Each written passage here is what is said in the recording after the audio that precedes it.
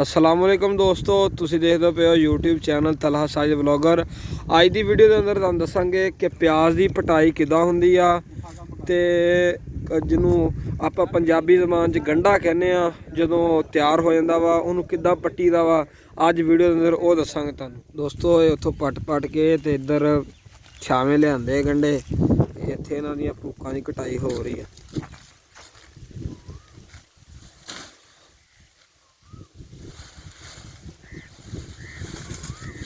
दोस्तों असी इत्थे अज मिले हाँ चाचे अब्बास नाल। ये आपां नूं दसणगे कि गंढे की पटाई का की प्रोसैस आ, कदों पट्टिया जांदा। अस्सलामुअलैकुम जी। वालेकुम सलाम जी। चाचा जी, ये गंढे की पटाई कदों हुंदी है, दा की मरहला गंढे का, ये बारे सानूं दसो। गंढा जी पहले कण लगाया जाता, ठीक है। इस तो 4 महीने बाद कण के गंढे बन जाते हैं। ठीक है जी। फिर गंढे पट्टे जाते हैं।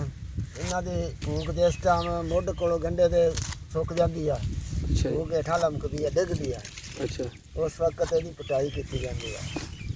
ठीक है। तो इनू मोटा करने वास्ते गंढे नूं की चीज़ां इस्तेमाल कीतियां जांदियां? मोटा करने लई सल्फर DAP खाद ये इस्तेमाल करनी पैंदी बीजण लगे। ठीक है। इनू कोई स्प्रे वगैरह भी करनी पैंदी है, कोई सुंडी वगैरह तो या कोई बीमारी तो बचाने लई? इन्हूं एक फंगस बीमारी पैंदी भूकां नूं गंढे नूं मोटा अच्छा नहीं जी। होण दिंदी, अच्छा जी। ਉਹਦੇ ਲਈ ਇੱਕ ਸਪਰੇਅ ਕਰਨੀ ਪੈਂਦੀ ਹੈ ਇਹਨੂੰ ਫੰਗਸ ਦੀ। ठीक है। तो ਇਹਦੀ ਪਟਾਈ ਦਾ ਤੇ ਇਹਦੇ ਬਜਾਈ ਦੌਰਾਨ ਕਿੰਨਾ ਦਰਾਨੀਆ ਹੁੰਦਾ ਤਕਰੀਬਨ? ਤਕਰੀਬਨ 4 ਮਹੀਨੇ ਦਾ ਬਿਜਾਈ ਤੋਂ ਰੱਖ ਕੇ ਪਟਾਈ ਤੱਕ ਹੁੰਦਾ ਹੈ। ਠੀਕ ਹੈ ਜੀ। ਤੇ ਹੁਣ ਇਹਦੀਆਂ ਭੂਕਾਂ ਲਾ ਕੇ ਇਸ ਤੋਂ ਬਾਅਦ ਇਹਨੂੰ ਸੇਵ ਕਰੋਗੇ ਤੁਸੀਂ? ਇਸ ਦੀਆਂ ਭੂਕਾਂ ਕੱਟ ਕੇ ਇਹਨੂੰ ਕਿਤੇ ਖੁੱਲੀ ਹਵਾ ਦੇ ਮਕਾਨ ਦੇ ਅੰਦਰ ਅੱਛਾ ਜੀ। ਰੱਖਿਆ ਜਾਏਗਾ, ਫਿਰ ਬੱਚਾ ਖਰਾਬ ਮਤਲਬ ਖਰਾਬ ਨਹੀਂ ਹੋਏਗਾ?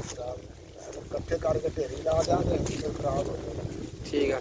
ਤੇ ਪਿਛਲੇ ਸਾਲ ਤੁਹਾਡੇ ਗੰਢੇ ਦਾ ਕੀ ਰੇਟ ਰਿਹਾ ਵਾ ਇੱਥੇ ਪੰਜਾਬ ਦੇ ਅੰਦਰ? ਪਿਛਲੇ ਸਾਲ ਤਾਂ 300 ਨੂੰ ਕੰਡਾ ਵੇਚ ਗਿਆ।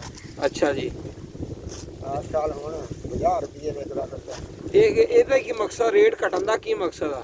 ਇਹ ਜਿਸ ਟਾਈਮ ਕੋਈ ਸ਼ਾਹ ਮਹਿੰਗੀ ਹੁੰਦੀ ਹੈ, ਅਗਲੇ ਸਾਲ 3-4 ਉਹ ਸ਼ਾਹ ਜ਼ਿਆਦਾ ਮਿਲਦਾ ਹੈ। ਠੀਕ ਆ। ਜਦੋਂ ਹੱਦ ਤੋਂ ਜ਼ਿਆਦਾ ਕੀਤੀ ਜਾਂਦੀ ਹੈ ਹਾਂਜੀ।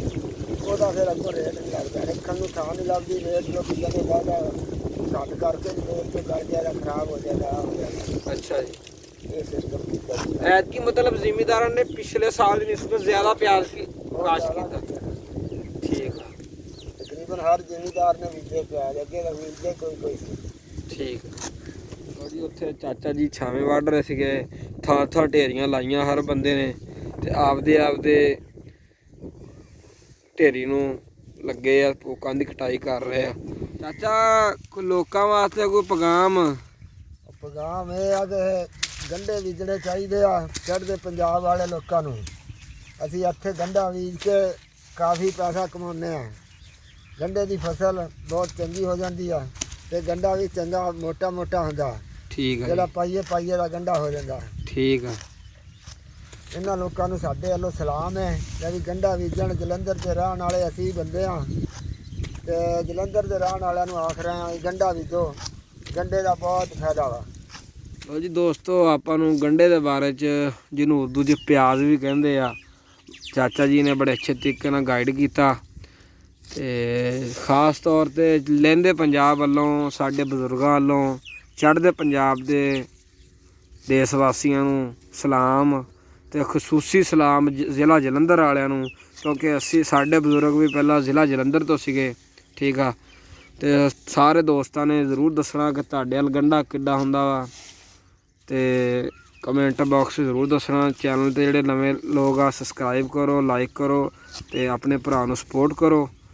ਤੇ ਮੈਂ ਡਿਸਕ੍ਰਿਪਸ਼ਨ 'ਚ ਆਪਦਾ ਨੰਬਰ ਲਿਖ ਰਿਹਾ ਵਾਂ ਕਿ ਦੋਸਤ ਆਪਾਂ ਵਟਸਐਪ ਵੀ ਕਰ ਸਕਦੇ ਸਾਨੂੰ। ਠੀਕ ਆ। ਤੇ ਇੰਸ਼ਾ ਅੱਲਾਹ ਤਾਲਾ ਅਗਲੀ ਵੀਡੀਓ 'ਚ ਮਿਲਦੇ ਹਾਂ। ਅੱਲਾ ਹਾਫਿਜ਼।